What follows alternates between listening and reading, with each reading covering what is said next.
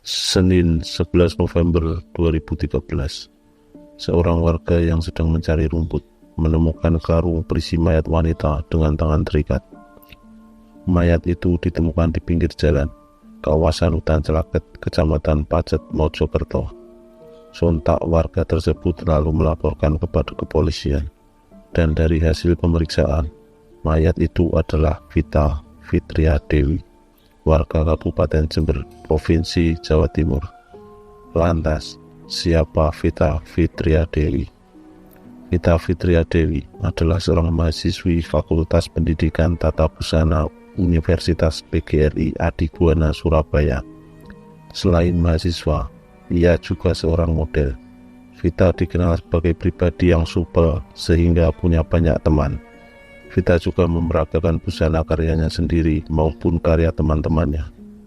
Selain memiliki kemampuan tata busana, Vita juga sering didaulat menjadi pembawa acara dalam kegiatan-kegiatan kampus. Bahkan dia sempat menjadi juri fashion show anak-anak TK yang diadakan di kampus. Sehingga kepergian Vita Fitria Dewi membuat teman-teman serta kerabatnya sangat merasa kehilangan. Kasus ini pun segera ditangani polisi. Dari hasil autopsi, Vita dibunuh dengan cara dibekap sehingga ia mati lemas. Lalu, siapakah pelakunya? Dalam kasus ini, polisi sempat memanggil 8 saksi, termasuk pacarnya yang bernama Subianto alias Bian. Dari pengakuan Bian, pada tanggal 10 November 2013, Vita pergi bersama 2 temannya yang bernama Yunanda Bagus Putra dan Restu Eka Priyanti Tasari untuk melakukan pemotretan di kawasan Bromo, Lumajang, Jawa Timur. Disitulah polisi mulai mencurigai kedua temannya tersebut, apalagi sesaat setelah Vita ditemukan meninggal. Kedua temannya tersebut menghilang dan HP-nya pun tidak bisa dihubungi. Polisi segera melakukan pengejaran. Pelaku sempat berpindah-pindah lokasi. Dalam pelariannya, mereka sempat kehabisan uang. Restu bahkan sempat meminta transferan uang kepada ayahnya sebesar Rp500.000. Pada akhirnya, kedua tersangka berhasil ditangkap di Banjarnegara, Jawa Tengah, di tempat paman Restu. Dalam pelariannya, Yunanda pergi bersama istrinya yang tengah hamil 2. Lalu, bagaimanakah kronologinya? Vita Fitria Dewi dengan kedua tersangka sebenarnya sudah saling mengenal. Restu adalah teman satu kampus dengan Vita, sementara Yunanda diduga adalah alumnus dari Unipa juga. Pembunuhan ini dilatari karena ingin menguasai harta dari korban. Karena keduanya terlilit hutang, bahkan Yunan sudah menggadaikan mobil pick-up-nya sebesar Rp20 juta. Padahal istrinya sedang hamil 2 dan akan segera melahirkan. Disitulah mulai timbul siasat untuk mendapatkan uang dengan cara instan. Dipilihlah korban yang akan dirampok. Mulanya mereka berdua menyasar Rini, teman seprofesi Vita. Beberapa hari menjelang perencanaan, Yunan dan Restu mengajak Rini, tapi di luar dugaan, Rini tak bisa memenuhi tawaran Yunan dan Restu lantaran di saat yang sama, Rini juga mendapatkan job merias di tempat lain. Rini yang juga teman Restu pun memberikan solusi dengan menyodorkan sosok Vita, karena tampak di awal Vita sepertinya banyak duit. Restu pun setuju, hingga menemui Vita pada Jumat 8 November 2013 di warung ijo yang biasa dipakai nongkrong mahasiswa Unipa dan tak jauh dari tempat kos Vita di Ngagel-Dadi. Sebuah agenda besar pun disusun. Vita ditemani pacarnya Bian bersama Restu dan Yunan.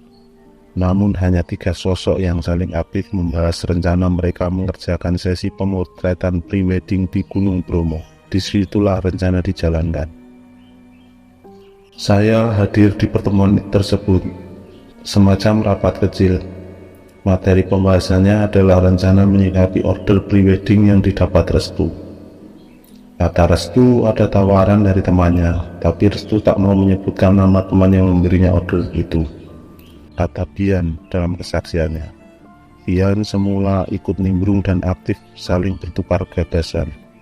Namun di tengah rembukan jelang prewedding tersebut, Pian kehilangan gairah sebab rapat kecil di warung ijo itu tak melibatkan Pian sebagai fotografer yang nantinya ikut mendapat pekerjaan. Katanya fotografer sudah cukup. Ya, saya manut, berarti saya tak diikutkan. Tapi saya mendengar dengan baik kalau hari Minggu mereka jadi menggelar sesi pemotretan prewedding sehingga perlu tata rias oleh Vita, kata Pian. Saat itu Pian tak terlalu menghiraukan kehadiran Yunan yang datang bersama Restu. Sementara Vita datang ditemani Pian sebelum akhirnya mereka berdua berada satu meja dengan para tersangka. Sampai pertemuan hingga pertengahan, Pian tak mengenal Yunan. Namun Vita mengenal Restu sebagai mahasiswi seni rupa. Pertemuan itu berakhir dengan kesepakatan berangkat hari Minggu 10 November 2013 ke Bromo dan Malang. Hari naas itu pun datang. Pada Minggu 10 November 2013, Vita dijemput di kosnya oleh kedua tersangka menggunakan mobil.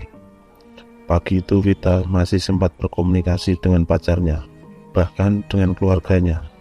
Dia masih sempat berpamitan akan ke Bromo karena ada pemotretan. Di tempat kos sebenarnya ada seorang teman Vita berinisial HR. Ia sempat ingin ikut, namun ditolak oleh Restu, yang beralasan mobil yang ditumpangnya sudah penuh. Berangkatlah mereka bertiga menuju lokasi pemotretan. Namun di tengah jalan mobil yang ia kendarai tidak langsung menuju lokasi, melainkan malah menuju Villa Nongko Jajar Pasuruan. Disitulah Vita disekap dan dianiaya, diminta PIN ATM oleh kedua tersangka. Setelah mendapat PIN ATM untuk menghilangkan jejak, ia dibekap hingga akhirnya tewas. Bahkan Yunan sempat menyetubuhi mayat Vita sebelum memasukkannya ke dalam karung dan membuangnya. Sampai akhirnya karung berisi mayat Vita ditemukan pada Senin 11 November 2013. Kedua tersangka pun dikenakan pasal 340 dengan ancaman hukuman mati.